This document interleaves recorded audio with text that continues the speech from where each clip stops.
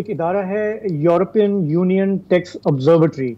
उनकी एक काफ़ी डिटेल्ड रिपोर्ट, रिसर्च रिपोर्ट सामने आई, जो काफ़ी शॉकिंग थी शायद हमारे कुछ लोगों के लिए, क्योंकि उसमें उन्होंने जो दुबई की रियल स्टेट मार्केट है जी। उसके हवाले से उन्होंने रिसर्च की और उन्होंने बताया कि जो दुबई का जो इतने बड़े बड़े स्काई स्क्रैपर्स हैं, इनमें जो सबसे ज़्यादा सरमायाकारी है वो भारत की है।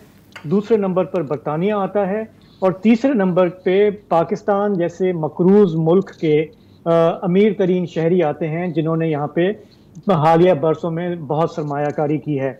उन्होंने एस्टिमेट जो दिया कि पाकिस्तानियों की कितनी सरमायाकारी है दुबई में, उनका एस्टिमेट था कि कोई $10.5 बिलियन। मतलब कि आप देख लें कि हमारे फॉरेन एक्सचेंज रिजर्व जो हैं वो इस वक्त कहाँ हैं। और इतना पैसा पाकिस्तान से लोग कमा कर यहाँ पे लगाते आए हैं। इनमें हमारे सियासी अकाबरीन हैं, इसमें हमारे कारोबारी हजरात हैं, बिजनेस टाइकून्स हैं, जजेस भी हैं, कुछ जनरल्स भी हैं। इन सब की जो नाम है, वो आपको याद होगा जब पैनामा पेपर्स का स्कैंडल आया था, काफ़ी सारे नाम उसमें शामिल थे। लेकिन उसके बाद भी जो रिपोर्ट्स आती रही हैं, मिसाल के तौर पे ट्रांसपेरेंसी इंटरनेशनल, उसमें काफ़ी डिटेल में इसमें इसका जिक्र किया गया है। और इसी तरह बरतानिया की जो नेशनल क्राइम एजेंसी है, उन्होंने भी बारहा अपनी रिपोर्ट्स में ये कहा है, निशानदेही की है कि पाकिस्तान से करप्शन का पैसा किस तरह बाहर मुल्कों में लगता रहा है। लंदन उसकी एक पहले हॉट फेवरेट डेस्टिनेशन थी, लेकिन फिर पिछले 10-15 साल में हमने देखा है कि दुबई में जिस तरह का जो एक प्रॉपर्टी बबल था, उसमें पाकिस्तानियों ने और वहाँ के जो अमीर शहरी हैं, उन्होंने किस तरह कंट्रीब्यूट किया। ताज़ा मैं आपको इसमें रिपोर्ट में ये बता दूं कि एक और रिपोर्ट अभी इस साल अप्रैल में आई है, इसी हवाले से कि दुबई का जो प्रॉपर्टी मार्केट है, जो बबल है, उसमें इन्वेस्टमेंट किस मुल्क के शहरी ज़्यादा करते हैं। तो उसमें अब भी यह है कि ब्रिटिश पहले नंबर पर हैं, अब इंडियंस दूसरे नंबर पर हैं, और जब पाकिस्तानियों की जगह अब रशियंस ने ले ली है।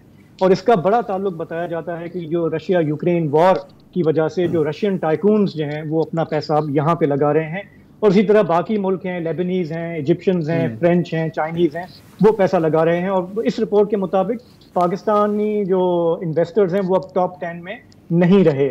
लेकिन हमारा एनेक्डोटल एविडेंस पाकिस्तान से ये बताता है कि पिछले 1.5-2 साल की जो महंगाई है, जो मुल्क में मायूसी है, वहाँ से ना सिर्फ लोग मुलाजमत की तलाश में निकल के यहाँ आ रहे हैं, बल्कि वो भी जिनका बस चल रहा है वो अपनी इन्वेस्टमेंट्स यहाँ पर कर रहे हैं।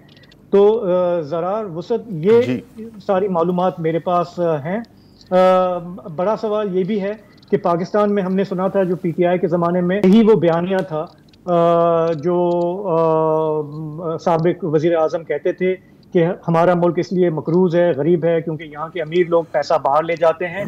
और उनका बल्कि सबसे बड़ी पिच ये थी कि अगर हम ये पैसा वापस ले आएँ तो हम एक एशियन टाइगर बन सकते हैं।